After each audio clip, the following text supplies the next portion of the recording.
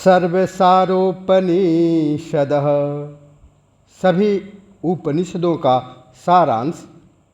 सर्व सार उपनिषद, यह उपनिषद कृष्ण यजुर्वेद से संबद्ध है। इस उपनिषद में बंधन, मोक्ष, विद्या, अविद्या, 4 अवस्थाएं, 5 कोश, जीव, क्षेत्रज्ञ, जीवात्मा, परमात्मा, माया आदि के संबंध में प्रश्न उठाकर उनको सूत्र रूप में स्पष्ट किया गया है। अंत में स्व को जन्म मरण कर्ता भोक्ता नाम रूप इंद्रिय तत्वादि से परे अनुभव करते हुए शोक मोह बंधन मोक्ष की कामना से भी अछूता कहा गया है।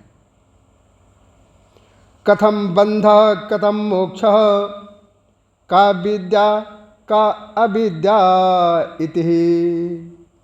बंधन क्या है, मुक्ति क्या है, विद्या और अविद्या किसको कहते हैं, जागृत अवस्था क्या है, स्वप्न क्या है, सुषुप्ति और तुरीय, ये 4 अवस्थाएं क्या है। अन्नमय कोश, प्राणमय कोश, मनोमय कोश, विज्ञानमय कोश और आनंदमय कोशों का परिचय क्या है, कर्ता क्या है, जीव क्या है, पंचवर्ग क्या है, क्षेत्रज्ञ क्या है, साक्षी, कुटस्थ और अंतर्यामी क्या है, प्रत्यागात्मा क्या है, परमात्मा क्या है और यह माया क्या है। आत्मा ही ईश्वर और जीव स्वरूप है। वही अनात्मा शरीर में अहम भाव जागृत कर लेता है। मैं शरीर हूँ ऐसा मानने लगता है। यही बंधन है। शरीर के प्रति इस अहम भाव से मुक्त हो जाना ही मोक्ष है, यही मुक्ति है। या तद अभिमानम कारयति सा अविद्या, जो अभिमानो यया निवर्तते सा विद्या। इस अहम भाव की जन्मदात्री अविद्या है। जिसके द्वारा अहम भाव समाप्त हो जाए वही विद्या है।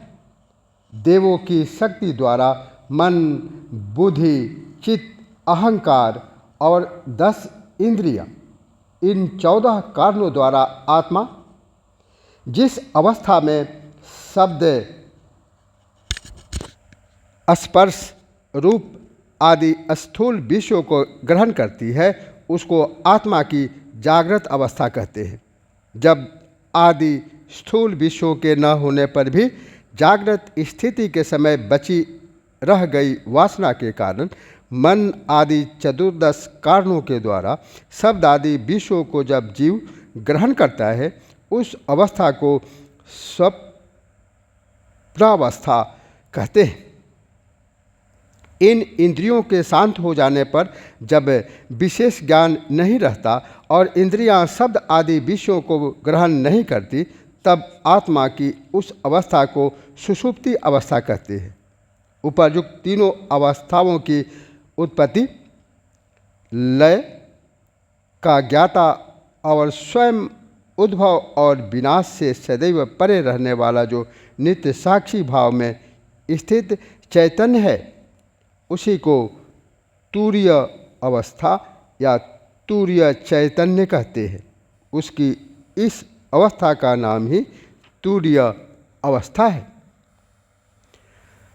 अन्नकार्याणां कोशानां समूहोऽन्मयः कोश इत्युच्यते। प्राणादि 14 वायु भेदा अन्नमय कोशे यदा वर्तन्ते तदा प्राणमयः कोशः इत्युच्यते। अन्न से निर्मित होने वाले कोश समूह रूप शरीर को अन्नमय कोश कहते हैं। जब इस अन्नमय कोश रूप शरीर में प्राण आदि 14 वायु संचरित होते हैं तब उसे प्राणमय कोश कहा जाता है। अन्नमय और प्राणमय कोशों के अंदर रहने वाले मन आदि 14 कारणों इंद्रियों द्वारा आत्मा जब शब्द आदि विषयों पर चिंतन करता है तब उसे मनोमय कोश कहते हैं। तीनों अन्नमय, प्राणमय, मनोमय कोशों से संयुक्त होकर जब वह आत्मा बुद्धि द्वारा चिंतन करता है तब उसके बुद्धि युक्त स्वरूप को विज्ञानमय कोश कहते हैं। इन चार अन्नमय, प्राणमय, मनोमय और विज्ञानमय कोशों के साथ आत्मा जब वट वृक्ष के मूल कारण वृक्ष बीज के समान अपने कारण स्वरूप को न जानता हुआ निवास करता है तब उसके उस स्वरूप को आनंदमय कोश कहते हैं। सुख की भावना से मन में वस्तु विशेष के प्रति जो रुचि उत्पन्न होती है वह सुख बुद्धि कहलाती है और वस्तु विशेष के प्रति जो अरुचि उत्पन्न होती है वह दुख बुद्धि कहलाती है। सुख प्राप्त करने और दुख का परित्याग करने के लिए जीव जिन क्रियाओं को करता है उन्हीं के कारण वह कर्ता कहलाता है। सुख दुख के कारणभूत ये पंच विषय शब्द, स्पर्श, रूप, रस, गंध हैं। जब पुण्य पाप का अनुसरण करता हुआ आत्मा इस मिले हुए शरीर को अप्राप्त की तरह मानता है तब वह उपाधि युक्त जीव कहलाता है। मन आदि अंतःकरण, प्राण आदि 14 प्राण, इच्छा आदि इच्छा, द्वेष, सत्व आदि सत्य, रज, तम और पुण्य आदि पाप पुण्य, इन पांचों को पंच वर्ग कहा जाता है। इसका धर्मी धारक बनकर जीवात्मा ज्ञान रहित होकर इनसे मुक्ति नहीं पा सकता। मन आदि जो सूक्ष्म तत्व हैं इनकी उपाधि सदैव आत्मा के साथ लगी प्रतीत होती है जिसे लिंग शरीर कहते हैं। वही हृदय की ग्रंथि है। तत्र जत प्रकाशते चैतन्यम स क्षेत्रज्ञ इत्युच्यते। उस लिंग शरीर में जो चैतन्य है उसी को क्षेत्रज्ञ कहते हैं। ज्ञाता ज्ञान और ज्ञेय के उद्भव और विलय को जानकर भी जो स्वयं उत्पत्ति और विनाश से परे हैं वह आत्मा साक्षी कहलाता है। ब्रह्मा से लेकर पीपीलिका चिट्टी पर्यंत समस्त जीवों की बुद्धि में वास करने वाला और स्थूल आदि शरीरों के विनष्ट हो जाने पर भी जो अवशिष्ट दिखाई देता है उसे कुटस्थ कहते हैं। कुटस्थ आदि उपाधियों के भेदों में स्वरूप प्राप्त करने के लाभ के निमित्त जो आत्मा समस्त शरीरों में माला के मनकों में धागे की तरह पिरोया हुआ प्रतीत होता है उसे अंतर्यामी कहते हैं। सत्यम ज्ञानमनंतमानंदम सर्वोपाधि विनिर्मुक्तम कट कमुक्तादुपाधि रहित सुवर्ण घन। सत्य, ज्ञान और अनंत आनंद स्वरूप तथा समस्त उपाधियों से रहित, कटक, मुकुट आदि उपाधियों से विहीन, एकमात्र स्वर्ण के समान ज्ञान घन और चैतन्य स्वरूप आत्मा जब भासी अनुभूत होता है उस समय उसे त्वम नाम से संबोधित किया जाता है।